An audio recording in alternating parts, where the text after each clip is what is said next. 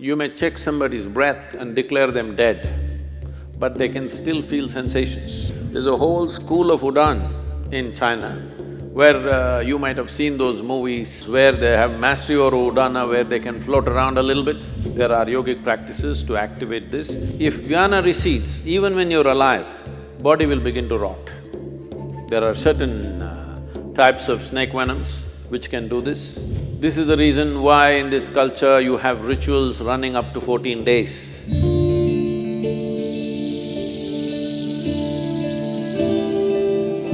Sadhguru, you said about life, and that brings a big question what doctors have about life. Now they say we have 1 trillion cells in our body, and each of these cells is living by itself. And when you say a patient is no more, it's just that the brain dies after 2 or 3 minutes, but still a large part of his body is still alive. That has changed now. Doctors are saying the brain lives for over 10 hours. Today, the new… So he is dead, but the brain is living. His skin, his muscles, his bones live for many hours. So we have said he is dead, but a large part of his body is still alive. So, and these cells, even when after the patient is dead, you take these cells and… Those of you who are all shaving every day, even after you're dead, we still have to shave you, you know this. Yeah, the hair grows. That is why I'm ready, you know.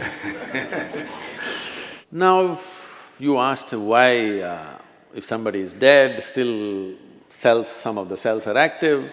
It has been recorded up to 10 hours, there is a lot of activity, and actually the brain goes into a certain level of activity and produces certain very surprising elements in 10 hours after somebody is medically dead. As I said, dead bodies are given a shave up to 10, 11 days. Why this is so? What we're calling as life physically is a mechanism on many different levels. There is hardware and there is software. You are core of hardware, bones.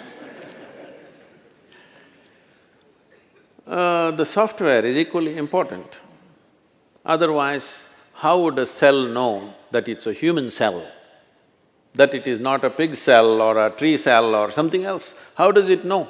Because there is an entire software, there is memory, evolutionary memory, genetic memory, karmic memory, there are varieties of memories imposed on every cell in the system so that it never gets confused. If you eat dog food for 3 days, you will not become a dog, isn't it?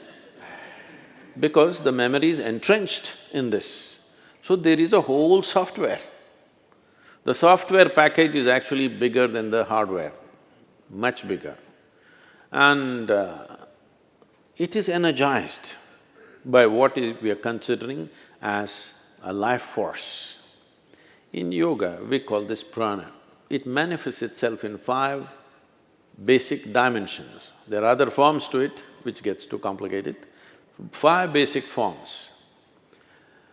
These are called pranavayu, samanavayu, apanavayu, udanavayu and vyana. These have different functions. Prana is related to breath, respiratory action and thought process. If the pranavayu depletes, your respiratory action will go away. So immediately doctor checks and says, he's dead. They'll try to pump their chest. If it doesn't come back, he's dead. Respiration and your pulmonary action are very directly connected. Once respiration stops, that process will naturally come to an end. So pranavayu is gone. It's not like one after another they will go. They will go at the same time, but one goes means this is gone. If samanavayu goes, this is in charge of generating heat in the system. So once samanavayu starts receding, the body starts getting cold and it also starts becoming stiff. Once apanavayu starts receding in a major way, then the sensory aspect of it, we must understand this. You may check somebody's breath and declare them dead, but they can still feel sensations. There have been any number of cases where people get terrified because a dead body moves a little bit. This has happened again and again, many times. That when he's been medically declared dead, there are twitchings in the body that happen in a very mild way because the sensory activity is still on. Still, life is not fully convinced that it's finished. It is still making an effort of its own. When Udhanavayu goes away, then the buoyancy is gone.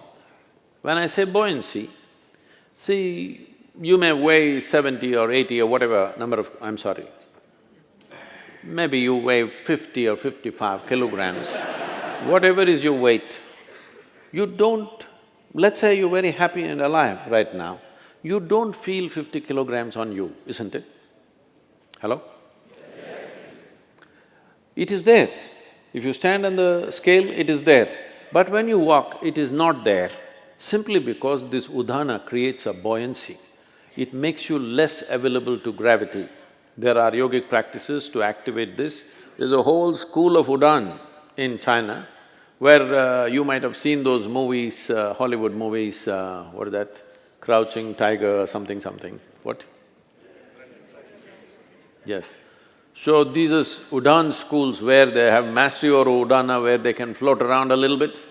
Well, little exaggerated in the movies, but becomes lighter, more buoyant body. For a martial arts fighter, to be buoyant is important.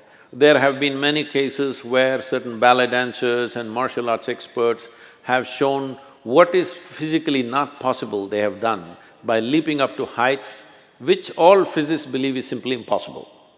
But they've gone beyond that level simply by creating more buoyancy. So Udhana is in charge of buoyancy. Once Udhana starts receding, suddenly body becomes heavy. Always it was the same weight. Weight does not increase, but you can feel the weight much more simply because Udhana is gone.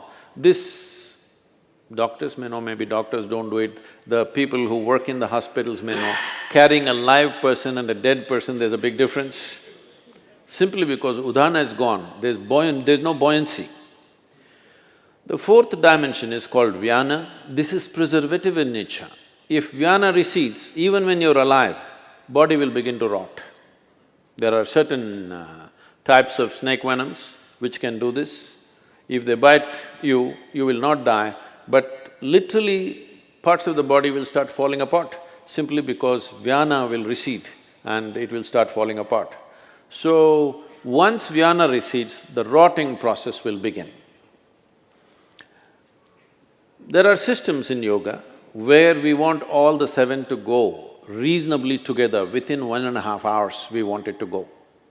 In normal death, depending upon the age of a person, how vibrant a particular body is, it may take a long time. When I say long time, up to 14 hours it may take. Vyana may take up to 14 days to leave.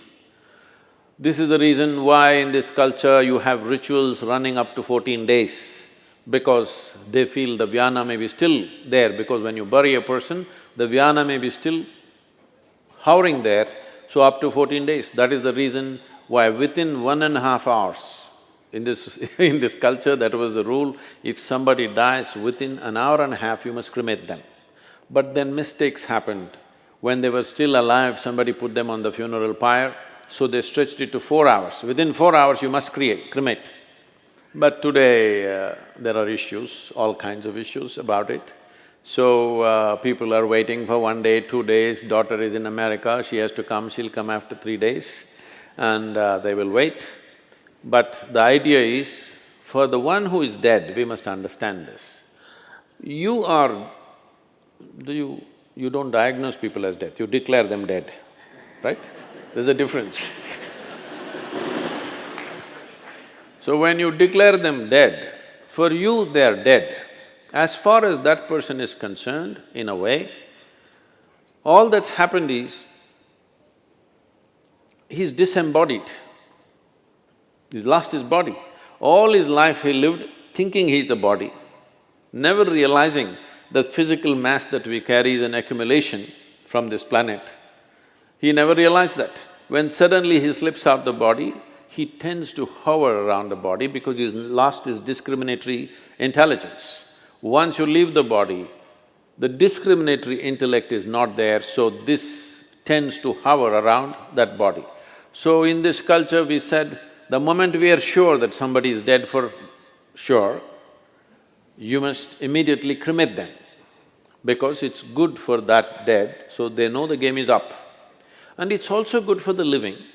You will see, if somebody very dear to you is dead and their body is here, you keep on hallucinating.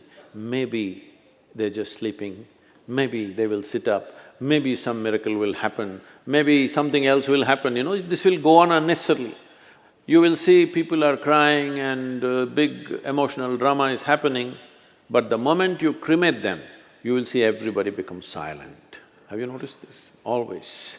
Because now everybody knows the game is up. It's for the living and for the dead. So about life leaving the system, it is so entrenched.